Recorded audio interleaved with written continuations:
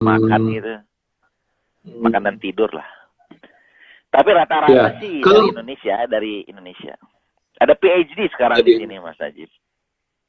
Oke. Universitasnya apa aja? Masih ada. Ada. Terus Hazar sih yang paling banyak, Hazar sebenarnya. Hazar itu posisinya yang di Kirdalan. Hazar. Iya, itu kan Hazar yang bukan Kafkas University? Kenapa? Kafkas University bukan? Kafkas juga ya ada. Kalau yang Kafkas di daerah apa tuh yang ke arah airport tuh Babek terus itu Babek Cafe ini terus. Hirdalan tuh Dani kan ya? Hirdalan tuh Dani. Mas Dani. Ya. Kok Hirdalan. Hazar itu Mas Dani. Iya, kan kampusnya banyak Mas Najib. Kalau siapa Yusuf kan kampusnya agak nyincet gitu. Lagi jauh Yusuf sama Restu kan. Kalau yang S2 tuh di kota itu di Hirdalan, nah saya lupa ya itu Hirdalan, MBA si Danu di situ, siapa lagi ya? Ada yang psikologi, ada yang ngambil pedagog ngajar gitu. Pendidikan lah ya.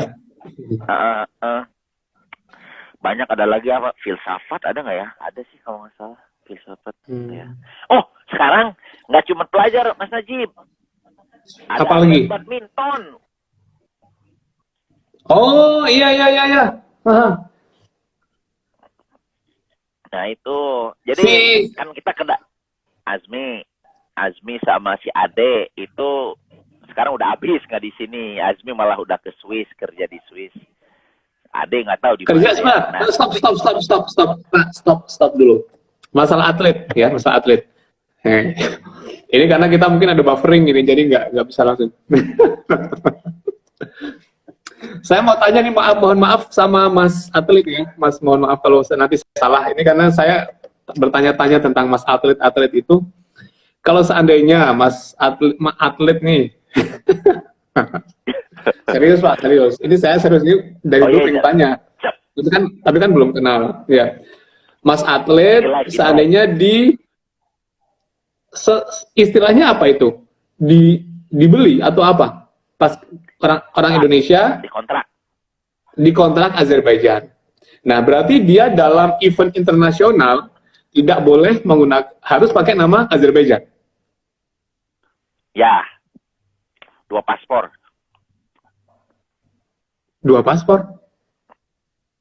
Iya, paspor Indonesia 1, paspor Indonesia 1, ada 2 paspor Indonesia kan dua-duanya.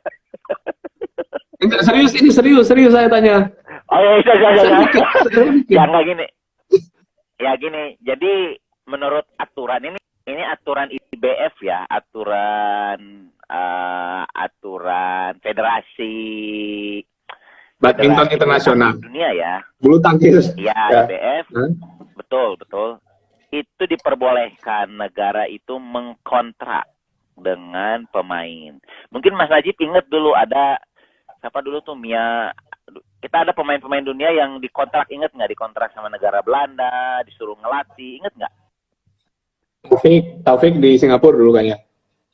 Iya, atau yang saya dengar kayak Mia Audina di Belanda waktu itu. Terus ya hal-hal kayak gitulah. Jadi mereka datang ke sini statusnya sebagai karyawan gitu. Jadi mereka digaji. Nah, untuk bertanding boleh diperbolehkan membawa negara tempat klub mereka bernaung gitu, Bang. Jadi misalnya klub Jarum, kalau di Azerbaijan klubnya apa ya? Port Baku gitu adalah sekarang tuh Port Baku. Nah itu ya bertarungnya dengan klub gitu, atas nama klub, tapi kan klub juga membawa negara kan. Ya, negaranya berarti negara mana? Azerbaijan. Iya, dan ini bajunya juga Azerbaijan. Ya kalau seandainya seperti pemain bola merumput, Ronaldo merumput di Italia, dia dipanggil timnas nih, itu bisa nggak? Nah, si beda. Mas badminton tadi. Bisa, tapi kan mereka jadi gini Mas Najib, kalau IBF itu kan ada rankingnya ya. Yang masuk ke ranking timnas pasti yang dipilih yang keren-keren, mereka rankingnya masih 100 kan. Gitu-gitu kan. Jadi ya mereka juga belum. Jadi bahasanya apa ya, kalau saya lihat kalau memang Indonesia memanggil, kalau memang prestasi mereka ini ya pasti akan dipanggil gitu. Jadi pasti membela Indonesia. Cuman sekarang jadi istilahnya ada unsur begini Mas Najib. Jadi klub, jadi kenapa mereka dikontrak ke sini tujuannya? Satu, meningkatkan talenta lokal di sini agar latihannya level latihannya meningkat, seperti gitu kan. Jadi coach ya, bisa jadi melatih lah ya. Melatih. Ya, sparring partner gitu kan. Nah sekarang coach kita bahkan ada coach Indonesia, orang Indonesia jadi coach di sini, tapi sekarang stuck di Indonesia. Jadi pemain pun direkrut buat apa? Ya kan kalau kita latihan kan, kalau coach doang kan nggak bisa, harus ada battlefieldnya latihannya sparring partner lah. Ya, kalau dikasih yang ya katakan maaf ya, yang level 2 di pelatnas atau level 3 dikasih ke sini kan udah cukup upgrade juga kan, bahasanya gitulah. Jadi IBS membolehkan seperti itu, direkrut, dan mereka rata-rata masih muda kan, masih 18, 19, 20 gitu kan. Jadi direkrut ke sini, direkrut, dikontrak, dapat gaji. Udah, jadi mereka latihan bersama orang lokal di sini, kalaupun berkompetisi di event internasional, itu membawa bendera Azerbaijan itu. Oke. Nih, pertanyaan lagi nih. Pertanyaannya ini ya kayak es campur ya, Pak. Macam-macam. Apa-apa. Itu sepengetahuan saya. Nah, mudah-mudahan menjawab. Iya. Saya juga tertarik kan tahu. Itu terus plus minusnya nih, plus minusnya. Setelah mereka dikontrak itu apa? Plus minusnya? Plus. Kalau ya plusnya, kita bicara plus. Kalau saya ngobrol sama mereka dan ngelihat kehidupan mereka, ya lumayan sih. Pertama mereka disediakan rumah, tergantung paketnya sih ya, tergantung. Ya, mereka disediakan rumah, disediakan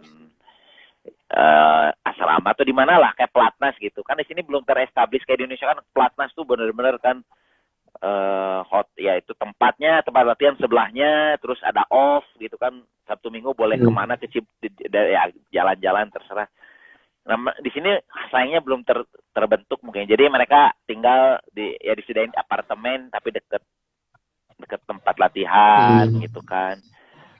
Jadi terus uangnya lumayan. Ya, taunya lumayan, ya saya juga sering transferin ke Indonesia gitu kan, soalnya mereka sedang nitip, jadi ya lumayan gitu, lumayan.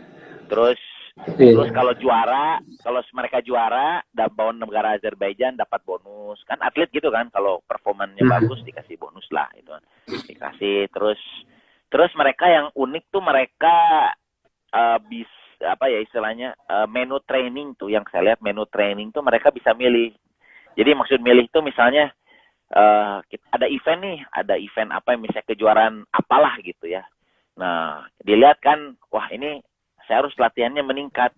Karena tujuannya ada dua yang tadi saya bilang kan, sebagai sparring partner untuk yang lower skill yang di sini, tapi mereka juga kan harus nyoba yang lebih meningkatkan lah ya. Gitu loh. Jangan mati.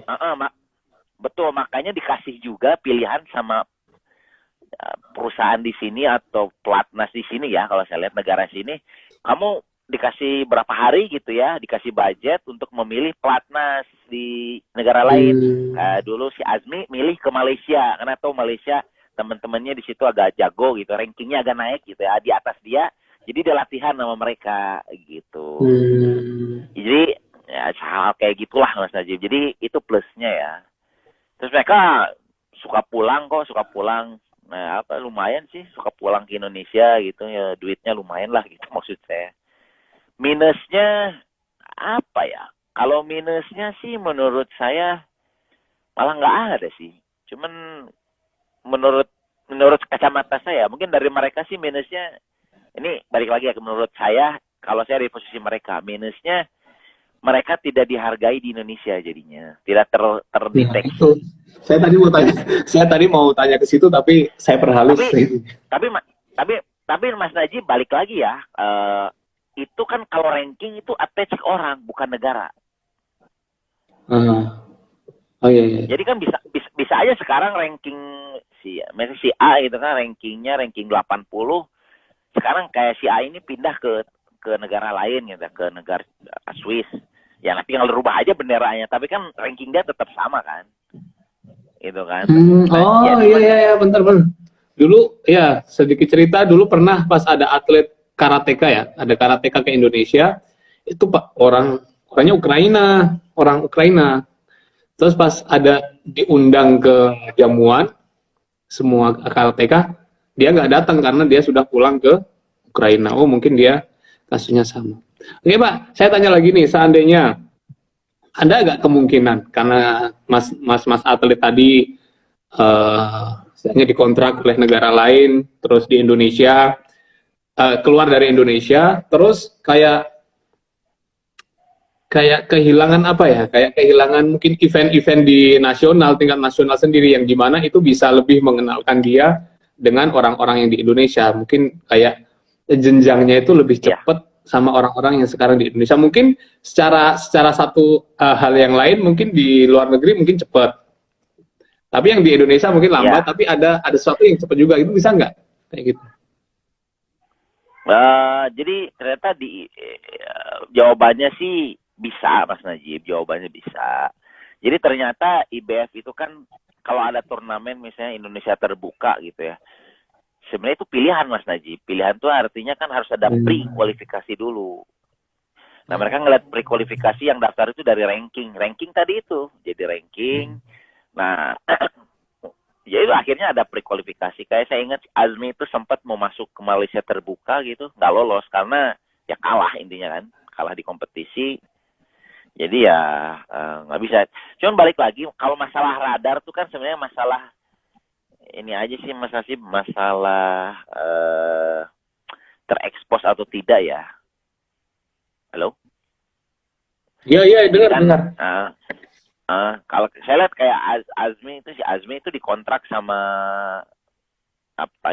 baju lah, Max Sport lupa namanya sih. Ya adalah baju gitu ya. Baju olahraga di kontrak lumayan, dia disediain bajunya, disediain raket dan sebagainya. Sepatu juga kan. Ya terus Instagram. Itu kan intinya sih cuma itu aja sih. Personal branding kamu sih. Dan maintain koneksi sama pelatnas Indonesia. Itu aja sih sebenarnya. Sebenarnya Azmi juga dulu itu tuh sebenarnya direkrut karena dia berprestasi di di klub-klub Indonesia itu, kayak lupa yang di Bandung tuh kayak gitu-gitulah.